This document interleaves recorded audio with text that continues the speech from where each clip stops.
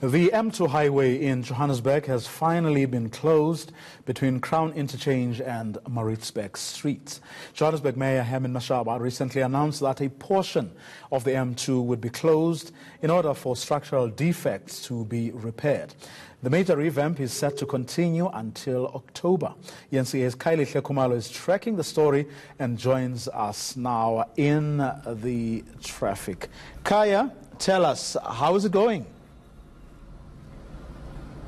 It's a very time-consuming exercise for you. We left Hyde Park just around 4 p.m., but I can tell you this much. We're still stuck really just by M2 West. So this is just on the edge of the Maritzburg off-ramp. So this is not far from the section where it's been now completely closed. So during the course of the morning, it was going very well, but now with the peak time, a lot of people are heading home and so forth. So hence now you're seeing a massive peak.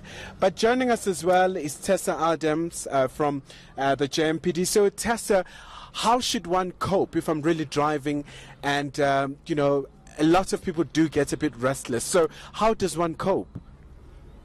Good evening, Kaya. Basically what I will say is people need to be patient at all time, be courteous with the next drivers, because we just had an incident now where there was an accident due to the fact that the one driver didn't want to give the other one a gap.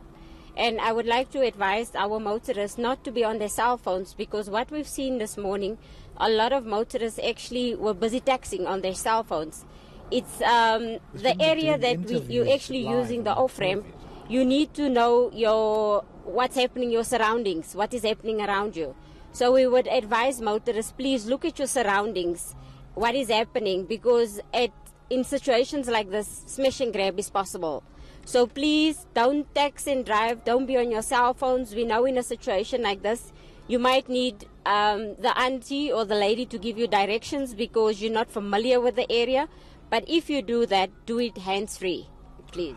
Thank you so much there to Tessa. So, Voyo, the acid test for the JMPD surely would be tomorrow. So when all the motorists will be using some of the roads around Gauteng, but also the knock-on effects to the economy. We know this is a very important part of the highway, connecting the CBD with various parts of the country. So many trucks coming from Durban as well, literally pass through here with those container trucks.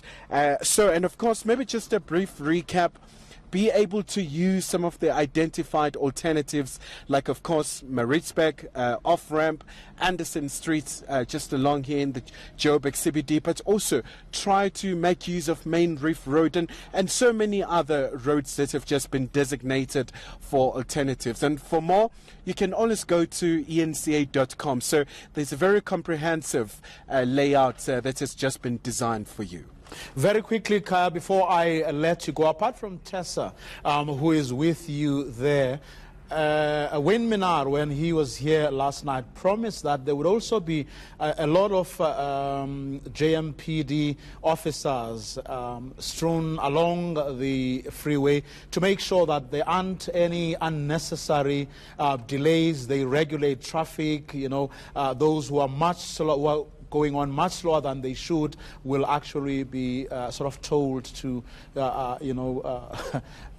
pace up a little. Have you seen any of them? Well, it's a very enormous task for the Johannesburg Metro Police. So we've seen a number of Metro cops that have been deployed in different sections where it's affected, between the Crown Interchange all the way to Maritzburg where we are. So, but I mean, it proves to be a massive job for them to try and minimize the inconvenience. So undoubtedly it's going to have a very massive effect for the motorists. But the message as well that has been stressed across is that try to factor in at least 1 hour prior to the hour that you usually have before you depart for your journey. That is very important to you. But also, more importantly, so there's another issue of saying one should be really patient. The message that really came across from the mayor of Joburg, Herman Mashaba, was that it's important for the city to make sure that they play it safe to avoid any incidents. We know that they have about 902 bridges, but only 6% are complying with the safety standards. So surely that's a very massive task to try and bridge some of the backlogs there. Thanks, Kaya Khumalo, our reporter. Let's check in.